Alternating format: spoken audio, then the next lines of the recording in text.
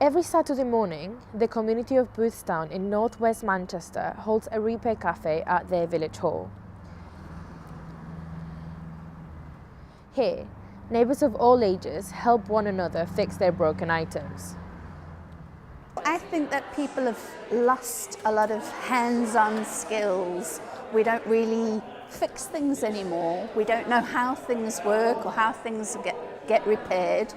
It's easier to go to a cheap store and buy something, and when it doesn't work you throw it away. But it's an important skill.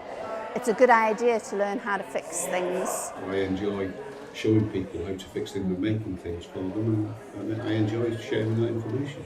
I mean, these days people don't even repair a button that comes off of trousers, but I think the younger generation have lost out on some basic skills. It's certainly true that younger people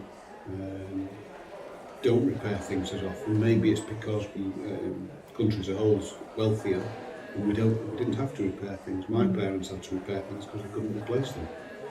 Repair cafes originated in Amsterdam almost 10 years ago, and with over 1,500 repair cafes around the world, local communities like Boothstown are helping reduce landfill waste one broken item at a time. The repair cafe is somewhere where people from the community can come together, they can bring along their household items and they can learn how to repair them. They can have a drink and a chat with people, they're learning new skills and they're making new friends. Social inclusion. People who may not go out, may not interact with younger people and old, mixed age groups, they come here and that's what you're mixing. The repair cafe reduces waste going to landfill, it reduces CO2 emissions, if we can repair things rather than even recycling products. It uses energy, generates CO2, it saves them money. According to a study published by the Department for Environment, Food and Rural Affairs, in 2016, England generated 22.8 million tonnes of household waste. This equaled 412 kilograms of waste per person. Only 42.2% of this waste is recycled every year.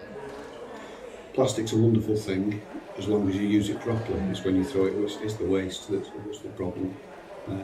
So I think we need to get away from the throwaway culture. We need to make things to last and to be repaired. And manufacturers need to manufacture things where you can take them apart and you can repair them. Local initiatives like repair cafes are extremely important for the environment, as they equip people with the right skills to fix their broken items instead of throwing them away.